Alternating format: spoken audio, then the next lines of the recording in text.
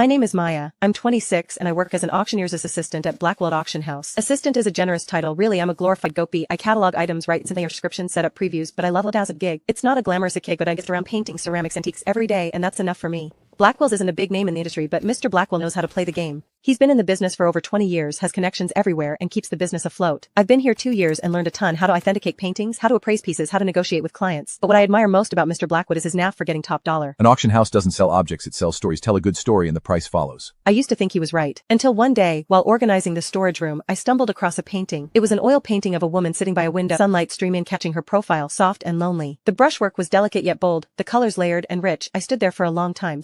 Unknown woman, no name at all, but how could this painting be worth only $80,000? I started digging into unknown woman. The files yellowed with age. I spent the whole afternoon searching and finally found a folder. Inside were a few appraisal reports, some photos, and a letter. But on the last page I noticed something off. The stamp was from Veritas Art Appraisal Center.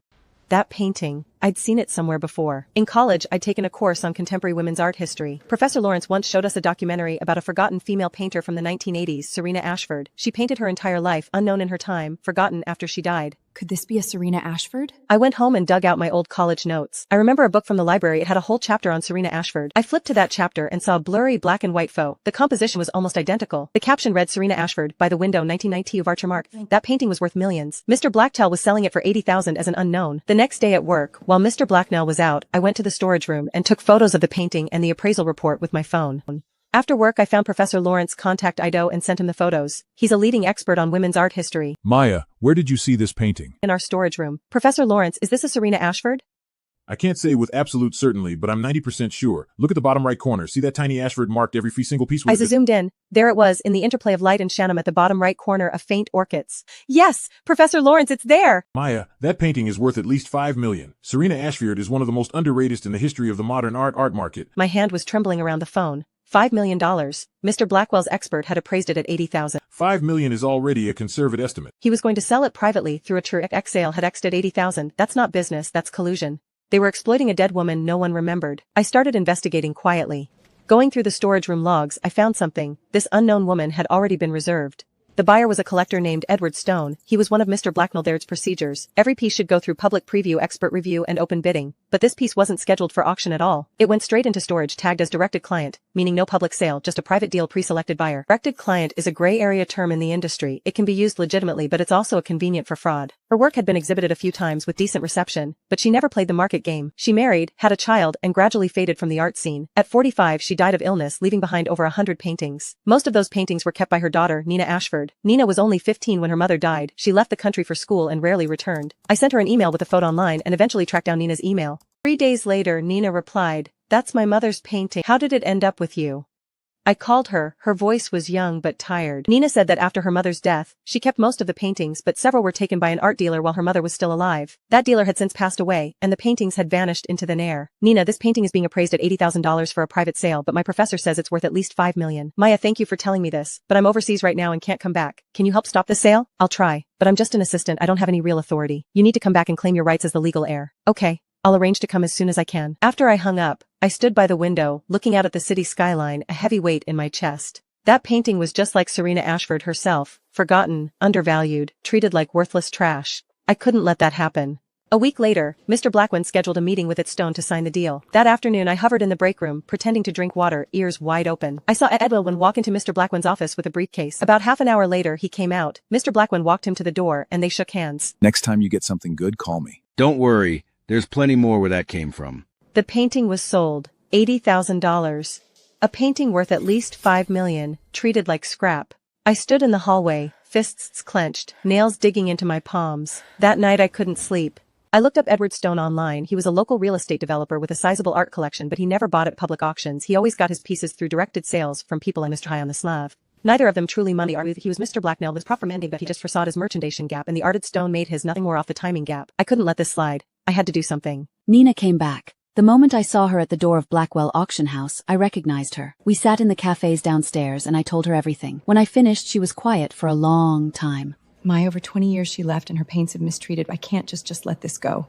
Nina, what do you want to do? I want the painting back. By law, it belongs to me. My mother was the creator and I'm her heir. Edward Stone bought it without knowing its real value. That's an unconsubstantiable transaction. It can be voided. I know with lies and art disputes and help you get in touch. Maya, why are you helping me? Aren't you afraid of losing your job? I'm not afraid anymore. Nina's lawyer sent legal orders to both Blackwell Auction House and Edward Stone. Mr. Blackwell was furious. Mr. Blackmail called me into his office and shut the door. Maya, what the hell are you doing? Do you realize you're destroying my business? Mr. Blackmail, I'm not trying to destroy anything. I just want that painting to sell for what it's worth. Serena Ashford's work is worth $5 million internationally. She's an unknown. He knows to afraid he's fab. That isn't right. I've already had Professor Lawrence do a new appraisal. You can see for yourself. I handed him the report. He didn't even glance at it, just tossed it on the desk. Maya, you're fired. Leave now. I'll pay you for this month, but I'm warning you. If you say a word about this outside, I'll make sure you never work in this industry again. Mr. Blackwell, I won't say anything inappropriate. I'll just tell the truth. My hands were shoved out behind me, but I heard the crash of a glass hitting the wall. The results came back. Serena Ashford, by the window, 1992, excellent condition, extreme high artistic value. Market estimate 3.3 pool. Nina sent the reporter to Edward Stone. When he saw it, he with $5 million. He reached out to Nina and offered to return it but demanded that she compensate his losses. By law, an uncontinuous contract can be voided. You haven't lost anything because my mother is the legal copyright holder. Fine. See you in court. In the end, Edward Stone didn't file. He knew he didn't have a leg to stand on. The painting was returned to me. After word got out, several auction houses contacted Nina about handling the sale. She turned them all down. I only trust Maya, she told me. Nina consigned the painting to me, not to Black, but to me. She wanted me to hold the gavel as an independent auctioneer. Nina, I don't have an auction house, no venue, no coast to auction it. You don't need musical platforms now. Just register as a seller, upload the listing, and promote it through your leaving work. I believe it at space. Chance to let Sarek and Ashford's trusting is valuing you per be by the market. I spent 3 days setting up a seller account on the largest online art auction platform. Reverse rads for the listing, covering Serena Ashford's life, her artist's background, its place in art history. Then I sent the link to my professor, to everyone I knew in the art world, to journalists. Starting bid $500,000. The day the auction went live, I sat glued to my computer, heart racing. Half an hour in, no bids. An hour, still nothing. My palms started to sweat. Had I overestimated this? Was Serena Ashford truly unknown? 2 hours later, the first bid came in. And $650,000, $700,000, $800,000, $100,000. The numbers jumped on the screen like heartbeats. My hand on the mouse was trembling. 1 million, already more than Mr. Blackett's estimate. 1.2 million, 1.5 million, $1.8 million, $2 million. Every time the number climbed, my heart climbed with it. Still far from 5 million, 3 million, but nearly 30 times the $80,000 appraisal. I felt a pang of dissatisfaction. My Emma, 2.3 million is enough, more than I ever expected. Nina, I think it could go higher. You did your best, thank you. After I hung up, I stared at the number on the screen. That painting deserved more than 2.3 million. Scrolling through the bidding history, I noticed one bidder had dropped out at the last second. Who was it? Why didn't they keep going? I looked up the bidder, a well-known collector named Mr. Hunter. I mustered the courage to send him a private message, asking why he'd dropped out. He replied, I loved the painting, but I wanted to know who the paddle Maya. Your listing showed me a young woman's sincerity. I'd like to be your friend. Later, Mr. Hunter bought the painting for 2.3 million. He sent me a message, you put real thought into it. I forwarded his message to Nina. She replied with 2 words, thank you. That painting sold for 0.3 million. Not 5 million, but Serena Ashford's name had reached a lot of people. How did you discover the painting's value? I didn't discover it. The painting spoke for itself. It's just that no one was listening before. Nina used part of the auction proceeds to establish a fund. It supports talented female artists overlooked by the market. She asked me to be the fund's advisor. Nina, I'm not qualified to be an advisor. I don't know how to judge artistic value. You do. You know how to see what others overlooked. That's the greatest qualification there is. I started meeting young women artists, some fresh out of art school, some painting for over a decade without recognition, some who'd given up after marriage and children and were now picking their brushes again. Then one of Grant had stories to tell. Every one of them was holding on. She painted first stray animals in the city, wild brushwork, bold colors, but nobody bought her work. She lived in a rented room in an artist neighborhood, working during the day, painting at night. Her apartment was piled high with canvases, nowhere to put them. I used the fund to organize a small solo show for her. Tiny space, fewer than 50 visitors, but one of them bought— This is the first time I've ever sold a painting. It'll happen more and more from now on. I made a decision. I was going to open my own auction house. Not a big all-inclusive auction house, one dedicated exclusively to women artists. Only their paintings, only their stories. I wanted to give those forgotten, overlooked, undervalued women of their own. I support you. How much do you need? I don't know. I've never started a company. Write a business plan first. I'll help you find investors. I spent a month writing a business plan, market analysis, target clients, operations model, financial projections, risk assessment. Good enough. She found me 2 investors, both women. One ran a fashion brand, the other a tech company. We're not investing in your business, we're investing in your vision. Vision. I hadn't heard that word in a long time. But the startup capital still wasn't enough. Rent, renovations, equipment, payroll. I needed at least $1 million. With the investors and Nina's contribution, I was still $300,000 short.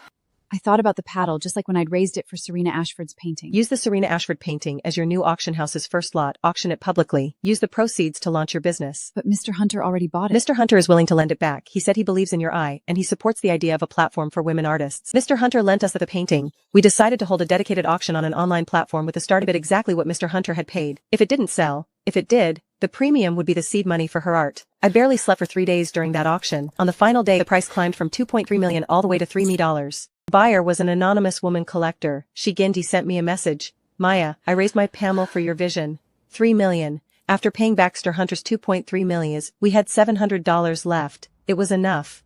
I held my phone and cried in my empty rented room. The auction house was called Her Art. The space was simple, white walls, wood floors, good lighting. The gallery was small, only enough room for 20 or 30 paintings at a time, but every corner was thoughtfully designed. Beside each painting was a QR code and you'd find the artist biography, the story behind the piece, and a personal message from her to the viewer. I wanted every painting to have a protagonist who was no longer unknown woman. They had names, stories, dreams. Opening day, a lot of people came. Nina, Professor Lawrence, Amy, everyone who'd helped me along the way. Someone stood in front of that painting for a long time, then bought it. Amy cried again, this time louder. Maya, look, they're glowing. In our first month, we sold 11 paintings. Not a lot, but every single one was by a woman artist. Our buyers included young girls, middle-aged women, and grandmothers. They said, I wanted a painting by a woman artistess to hang at home. Looks like the flowers I grew when I was young. I told her the artist's story. Her eyes grew moist. You're doing a wonderful thing, dear. I used to love painting too. Then I got married and never painted again. Grandma, you could start again. My hands shake too much now, but looking at your paintings brings me joy. I held her hand. That month I made just enough to cover the rent, break even, but I felt 100 times happier than I ever did at Blackwell's. By the third month, trouble arrived. 2 months straight, not a single painting sold. Rent was due, Mia's salary needed paying, artist commissions were pending, the balance was shrinking daily. Every morning I woke up with numbers already racing through my head. Maya, should we lower our prices or bring in more commercial pieces? No, our paintings are worth the price. We just haven't found the right buyers yet. But doubts gnawed at me. Maybe I was wrong. Maybe the market for women artists wasn't really that big. Maybe this was just wishful thinking. Maya, have you ever thought that maybe your vision is too big? Nina, have you lost faith too? I still believe, but I'm afraid you won't survive. That night, I sat alone in the gallery, looking at the paintings on the soft light, as if saying, Maya, they gazed in a clues was Bruce when she sold her first paintings, Lucy falsely accused, if I did, we couldn't give up. The next day, I made a decision. Not to sell, just to let people see. After we went free, visitors increased. People posted little gallery hidden in an office building has one month. Slowly, people, is this for sale? We didn't push, just pointed them to the QR codes. Let the end their artist story your FMA came in. A company wanted me than $500,000. My hands were shaking as I signed the contract. Maya, we made it. It's not that we made it. It's that people finally saw us. Maya, I can pay my rent now. I laughed and cried at the same time. In the first year, Her Art auctioned over 300 works with a 65% sell-through rate. Not a record, but better than many established houses. More importantly, the women artists got paid what they deserved. Some used the money for rent, others for new paints. One even paid for her mother's medical treatment.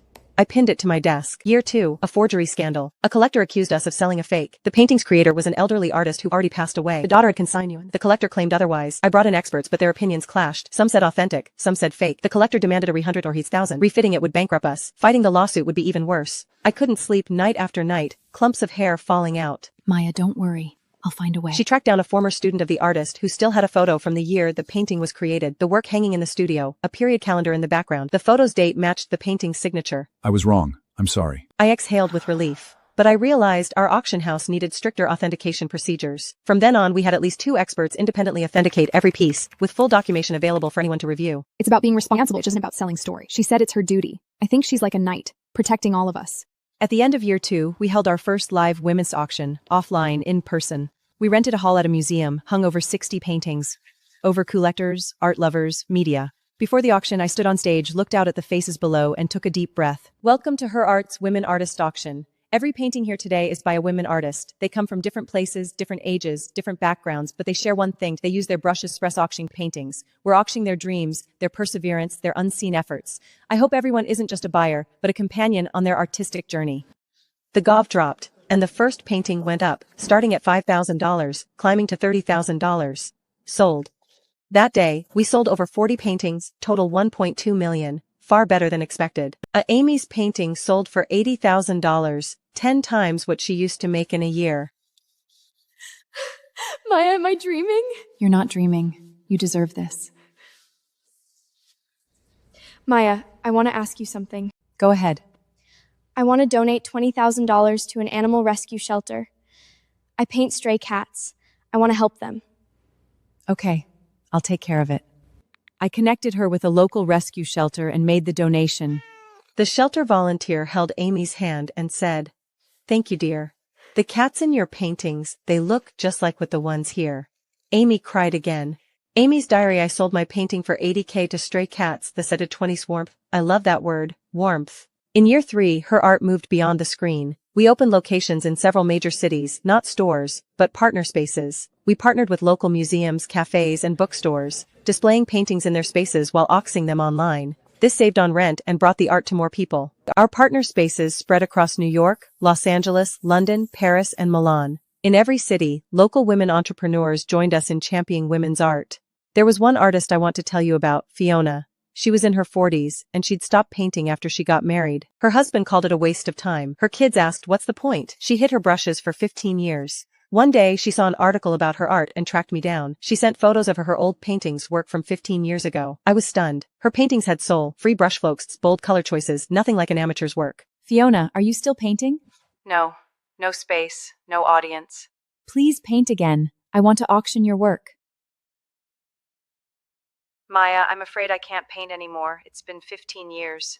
How will you know if you don't try? 3 months later, Fiona sent her first new painting, a field of sunflowers golden facing the sun. Her letter said, Maya, thank you for making me pick up my brush again. This brush is a gift from you. That painting sold for $30,000. Fiona said it was the first time she'd ever made money. Not about the amount, it was her work finally being recognized. Fiona's husband came too. On auction day, he stood in the audience, watching his wife's painting get bid on. His expression was complicated. I didn't understand you before. Fiona cried. 15 years of suppressed frustration, all turning into tears in that moment. I'll support you. Fiona held him tight. Watching them, I cried too. I thought of something. Being seen isn't just about the work. It's about the creator being seen as a whole person. Her struggle, her one of our signed artists' talent producing new work every year. Her style kept evolving, getting better and better. Someone called her a late bloomer. She said, I didn't bloom late, I was just woken up by Maya. In year 4, we started a public lecture series on women's art history, monthly sessions with scholars, curators, and artists discussing the women who'd been forgotten, overlooked, undervalued. First session, 80 people. Second, over 100. Third, 150. Many young people came, especially girls. They said, I had no idea there were so many amazing women artists. After one lecture, a teenage girl took my hand and said, I want to be an artist too. I said, then paint, don't wait. She nodded and ran off with a smile. Watching her go, I remembered myself. At 15, I loved painting too, but I ended up studying art history and working in auctions, never becoming an artist myself. I turned my own dream into helping others achieve theirs. Maybe that's just another way of painting, passing on beauty in a different form. That year, our roster of signed artists grew from dozens to over 300. At the end of year 4, we faced a major challenge. A big platform launched an online art auction service with massive traffic and rock bottom prices. Many artists jumped ship. We lost a third of our signed roster. Maya, what do we do? Compete on price? We can't compete on price. We compete on warmth. Warmth? Yes, they sell paintings. We sell people. I didn't lower prices, I raised our commission. Not the buyer's commission, but the artist cut. You'll take home more money than before. Because we don't do big platform traffic business, we do small, beautiful, deep collaborations. Some stayed, some left. I was disappointed, but I didn't blame them. Everyone has to make a living. Maya, we trust you. The ones who stayed, about 30 of them, said, Maya, we trust you. I believe the ones who stayed are the most precious. In year 5, we hosted a Serena Ashford retrospective. Not an auction, just an exhibition. Nini lent us dozens of her mother's paintings. We held a month-long exhibition in a major museum. Opening night was packed. Mr. Hunter, who'd bought the painting, and all the family, we'd helped us over the years. Today, Maya made it happen for her. Thank you, Maya. I stood in the audience, tears streaming down my face. Serena Ashford was one of the most underrated women artists of her generation. It wasn't that she wasn't good enough, it was that the era never gave her a chance. The exhibition ran for a month, with over 10,000 visitors. Serena finally reached a wide audience. My mother wanted more girls to paint. We can't let her down. In year 5, her art moved to a new office, not the tiny space we started with, but a whole floor with gallery space, storage, offices, and a lounge. Every piece seemed to glow. Hardly may go by was a web with a feed hung a city with bright sunshine, endless traffic. 5 years later, I had my own company, my own team, my own dreams. Maya, there's a new artist coming in this afternoon. Do you want to meet her? Yes. I'll meet her myself. In the afternoon, a young woman in her early 20s arrived. Ponytail, sketchbook on her back, visibly nervous. She showed me her work. They hiked of aloft in their own worlds, unconcerned with whether anyone was watching. What's this one called? No applause. It's my friends and me. We're all artists, none of us famous, but we're happy painting. Would you sell it? You want to buy it? In year 6, her art reached a crossroads. We were helping more and more artists, but our resources were finite. Every painting required time. We didn't have enough people. I decided to open branches, not by ourselves, but through partnerships. Became a platform, Gulfridge and cultural Myanmar in New York with 5 community leaders. New York, Los Angeles, London, Paris, and Milan. Each hub operated independently, but shared the brand, the standards, and the resources. In the first year, platform sales exceeded $10 million, not huge, but much bigger than I'd imagined. Maya, have you thought about scaling up? More locations, bigger operations? I have. But I'm afraid of losing our soul. Losing our soul? What exactly are you afraid of losing? I'm afraid of losing our original purpose, chasing numbers and forgetting the paintings themselves. Maya, monetization itself is not wrong. Your principle is to help female artists gain attention. If this remains unchanged, what's wrong with growing and expanding? I looked at her. She'd changed. I looked at Nina. She had changed. After that conversation, I thought deeply about her art's positioning. I didn't want it to be a cold corporate platform. I needed to find a balance between commerce and conviction. I decided to do 2 things. First, maintain a portion for works with high artistic value but low young women artists. That way the profits from commerce would flow back into our mission. To pranning insurmountable twos. Maya, you're still the same Maya. What? You still can't do the math, but you understand people. That year, her art's revenue doubled. We funded 12 young women artists, several of whom later became our signed artists. I felt this model could sustain itself. In year 7, I got a call from Mr. Blacknett. His auction house had been shut down after being investigated for multiple art fraud cases. His voice sounded much older. Maya, I misjudged you. Were right. Those were shouldn't have women activists. I didn't speak. I didn't know what to say. Maya, I want to have fired you. I owe you that. Mr. Blaugwen, I accepted your apology, but I can't accept it on behalf of the artists you cheated. You should apologize to them. He was silent. Then he hung up. Later, I saw Mr. Blaugwen on the news in prison clothes, head bowed, led into court by bailers, feeling calm. Not just a sense that finally, the universe had gotten something right. In year 7, her art did something big. We partnered with the country's largest online art platform to launch a full week exclusively showcasing to women artists. The platform provided traffic, we provided content. On day 1, traffic exceeded top 500,000. Many media outlets covered it. The head women's art, 5 million. In an interview, a journalist asked me, "What do you think is the difference between women artists' work and men artists' work?" There's no difference. Art has no gender. But the market does. We're not here to put women artists above men. We're here so they don't get forgotten. You're very clear-headed. It's not that I'm clear-headed. It's that I've seen too much injustice. In year 8, our signed artists exceeded 500. They came from everywhere, aged 20 to 70, professionals to passionate amateurs. Some sold for hundreds of thousands, some for just a few hundred, but I treated everyone with the same seriousness. There was a grandmother in her 70s who started painting after retirement. Her work was naive, but genuine. She painted the countryside of her memory, wheat fields, houses, kitchen smoke. Many people who saw her work said it made them homesick. Painting sold only a few $100s. She never thought anyone would want to buy her paintings. She thought her work was just making trash. But Grandma, you're not painting trash. You're painting memories. She later had a small low exhibition and many people came. Standing in front of her work, she told the story behind every image. In that moment, she wasn't selling paintings, she was sharing her life. Not because it was valuable, because it reminded me that art's value isn't in its price, but in its connection. In year 9, I made a hard decision. I transferred most of her art's equity to the team. Not because I didn't want any more, but because I wanted it to go further. A company that relies solely on its founder won't survive. The new CEO was Mia. She'd been with me for 8 assistant, from assistant to deputy manager, from general manager. She understood operations and management better than I did. I was at peace. Mia, the company is yours now. Maya, where are you going? I'm not going anywhere. I'm still the founder, still the acquisition lead, still looking at every painting. I'm just stepping back from day-to-day operations. Sister Maya, what will I do if you leave? I'm not leaving. I'm right here. You can reach me anytime. That yen, a collector from Ice Grandpansling for a high price. Okay. With money she donated it half to the Serena Ashfield Feason. She is an old lady. She don't need that much. Let the young people wait more. In year 10, her art celebrated its 10th anniversary. We held a major exhibition called Them. It showcased 100 of the most representative works we'd auctioned over the decade. Beside each painting was a QR code. Nina, Amy, Fiona, Franny, and Granny Grace, pushed in her wheelchair. She was older now but plus unaroused but still spirited. Thank you, Maya. Thunderous applause. I stepped onto stage and looked out at the faces. Some familiar, some not, but every pair of eyes held the light of being seen, of being recognized, of being loved. This decade hasn't been me achieving for you. It's been you achieving with me. After the exhibition, I received a box. Inside was a paintbrush. The handle was enranked with 2 words, Maya. No signature, but I knew who it was from, the artists I'd helped. Each of them had contributed a little to have this brush custom made. Maya, you helped us pick up our brushes, so we're giving you one. We hope you'll paint too. I held that brush and cried. I'd never painted before, not because I didn't want to, but because I was afraid I wouldn't be good enough. But now, I wanted to try. Not to sell, not to become famous, just to paint. For all those years, all those girls, all those stories. I bought a canvas, some paints, and an easel. I painted my first piece, simple. A girl standing by a window, sunlight on her profile. In her hand a brush with 2 words carved into it. Those 2 words were Maya. Maya, it's actually good. Don't lie to me. I'm not lying. Your painting has warmth. Warmth. That was the word I'd used to praise her work. Now she'd given it back to me.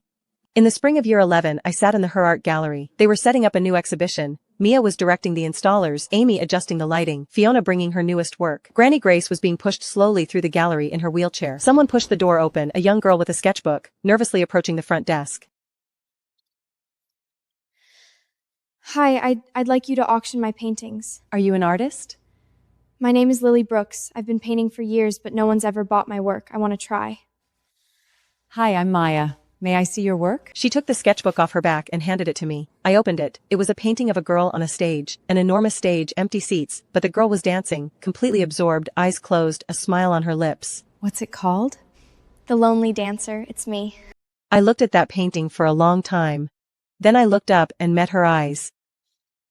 Lily, welcome to Her Art. The Lonely Dancer eventually sold for $50,000. When Lily got the money, she was speechless. Maya, I can rent a studio now. I won't have to paint on the balcony anymore. Good. From now on, all your paintings come to us. She nodded hard. Watching her go, I remembered myself, the assistant who'd found unknown woman, the girl fired and lost, the Maya who'd borrowed money to raise her petal and been called crazy. I hadn't changed, still stubborn, still believing in the power of being seen. I just wasn't alone anymore. Granny Grace passed away. After she died, her family donated the painting back to the gallery. I always top when I pass that painting, not to mourn, to remind myself that what I do matters. In year 12, I received an invitation. The National Gallery was hosting a Century of Women's Art exhibition and Her Art was invited as a partner. I read, "Thank you for your contribution to women's art history." I held that invitation, my hands shaking, not from fear but from emotion. At the opening, I saw Serena Ashford's by the window hanging in the most prominent spot. Beside it, Serena Ashford, overlooked in her lifetime, rediscovered through her art. Maya, my mother sees this. She definitely does. That night I had a dream. In it, a woman stood before an easel, painting. She turned and smiled at me. Thank you. I didn't recognize her face, but I knew who she was. Serena Ashfield. In year 13, I sat in the Her Art Gallery. Sunlight streamed through the windows, falling across the paintings on the walls. Amy's latest work hung at the front, a stray cat stretching in the sun, its eyes bright as if smiling. New piece was a family, her children standing in a sunflower field, everyone smiling. She said it was her happiest year. And she held her first solo exhibition. Thank you, Maya. Thank you, Her Art. You showed me I'm not fighting alone. Mia had become an excellent CEO, running her art with skill, 5 city hubs and growing. She still asks me sometimes, Maya, am I doing this right? You already know right from wrong. You just need someone to tell you can. I sat in a corner of the gallery, flipping through a thick photo album, 10 years of memories, the first exhibition, first auction, the first signed artist, first city hub. Every photo was full of smiley faces. Many of those women didn't walk on their own, carving out their own place in the art world. But they still came back sometimes, with new painting, new stories, a pot of tea, talking, whenery rift such to like the windows warm on our shoulders. They say the art market is cruel. It recognizes fame, not talent, price, not value. But my friends and I are changing it, little by little. Maybe it's slow, maybe we won't see the full change in our lifetime. But every time one stands before a woman artist painting and really looks, really feels, that's change. Autumn of the 12th year, I met a special girl in the gallery art. Her name was Lena. She was 19, with cropped short, cargo pants on, and a tattered art bag and Sahas slung over her shoulder. Is there anything I can do for you? She shook her head, then nodded and pulled out a rolled painting bound with an elastic band from her art bag. I'd like you to take a look at this painting. The clerk led her to lounge. When I walked over, she sat on the sofa clutching a water cup so till tight turned porch of a young girl. The girl in the painted stood sideways by the window, with the hazy city skyline visible outside. You painted this? Mm-hmm. Do you know Serena Ashford? I do. I've studied her work. She's one of the very few artists who made me believe I could paint too. I want to paint, but my parents won't let me. They say I'm being ridiculous. What do you plan to do then? I don't know. But I still want to paint. I sat down, picked up the painting on the table, and there was a pure and burning desire for creation hidden in this work. Would you like to intern here? We can't offer pay, but you'll have full access to our studio, and we'll supply all paints and canvas. That night, Zyke sent a message. Nina Young, it's my mother from years ago. Lena began painting every day at her art studio. She arrived earliest and left latest each day. One night I headed back to the office to grab some documents and spotted her curled up asleep in the studio corner. I didn't wake her. I left a sticky note beside her easel. Maya, you were here late last night? I've always been here. You were just too focused to notice. She smiled. Her dream, she told me, was to paint 100 works about home. Not mere houses, but spaces brimming with warmth. Why not? But my parents say painting can't put food on the table. What do you think? I think if I stop painting, my heart will starve. Then paint. Only a living heart can keep a person truly alive. Lena's parents stormed into her art one afternoon. A middle-aged couple pushed the door open furious, demanding to speak to the person who fled my daughter sit and poured 2 cups of future. I stood up. Could have gotten into a top university. Why did you encourage her to give up formal schooling? She hasn't abandoned learning. She's just chose a different path to learn. What can painting possibly teach her? Your daughter painted this. Look at this tree, deep roots, a wide crown. Doesn't it remind you of her? Lena's mother stared at the painting for a long time, lost in thought. She's made incredible progress in these 3 months. This isn't a fleeting hobby. She truly loves painting. Maya, what did they say? They agreed to give you half a year. If you earn $10,000 from your art within 6 months, they won't stand in your way anymore. On auction day, I sat with her in the exhibition hall from dawn till dusk, but stickled and tickled, and the pieces only climbed to around $400 each. Starting with the third painting, one anonymous accountly began competing relentlessly, outbidding every other buyer until prices hit $700 or $800 per work. Who's buying all of these? No idea. Looks like you'll owe me 10 paints instead of 10 meals. Lena and I picked 10 of her finest works for a mini-exclusive auction on her art's online platform, each starting at $300. Lena was so anxious, she lost sleep for 3 straight nights, messaging me in the wee hours. Maya, what if none of the paintings, then 10 paintings for me instead?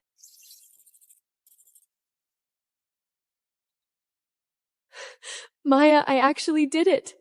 You did. All on your own. That autumn tree reminded me of my mother. I ended up bidding on several pieces. How many did you buy? 4. Are you gifting the rest away? I kept 1 for myself. The other 3 I donated to fund her future exhibitions. That was always Nina, quietly doing good without a word. Lena's parents kept their word. They allowed her to keep painting, on the condition that she draft a clear career plan. She came to me for advice. You can sign on as a resident artist with her art if you'd like. At the same time, I suggest enrolling in professional painting workshops instead of university. Talent is only a starting point. Technique needs constant refining. A year later, Lena held her first solo exhibition at the Community Art Gallery, titled Home. 24 paintings in total, all centered on the meaning of home: old cottages, kitchen lamplight, balcony blossoms, cats curled on window sides. Far more visitors showed up than she'd anticipated. One guest left a note in the guest book. After viewing these paintings, all I want is to want home. On the closing day of the exhibition, an elderly woman took Lena's hands gently.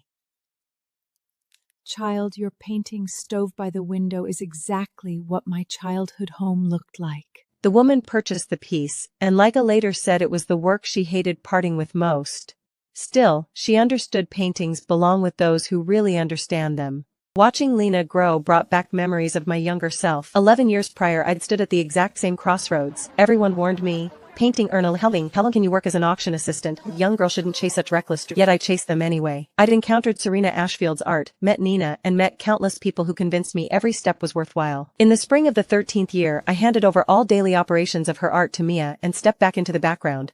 I started painting not gallery-reading exhibition pieces, but art solely for myself. One evening after work, I sat alone in the studio and painted a small canvas, a young girl bathed in sunlight, holding up an auction pellet. It wasn't a standard auction tag. Scrolled across it was a single word, worth it. I snapped a photo and sent it to Nina. Her reply was one short word, keep it. I framed the painting and hung it in the quietest corner of my office. Whenever visitors asked who painted it, I'd simply say it was a young artist's work. That whole afternoon I talked with UT Sneti Rana Rizolpio and St. Granot studying in Artokuli, humming and gritting the pokak. Aunt Maya, thank you. Thank you for Regia for her. I was only the first of it. She smiled. So many others of windows have lifted their ponables too. Your mother every soul touched sideways face with art and use. 100 years later, she'd finally been seen. I pulled out the old file folded once more. She was no longer just faded dollars. But and now she had a name, a staring out at descendant the sunlight a living dollar or beat this pedestrian work. I cut Malver for sets down the foldem art brush. The canvas blank just like an unopened window. I dipped the brush into the paint and laid down the first stroke. Her art has opened its 11th branch in Tokyo, while I stayed behind at our original gallery in Chicago waiting for someone.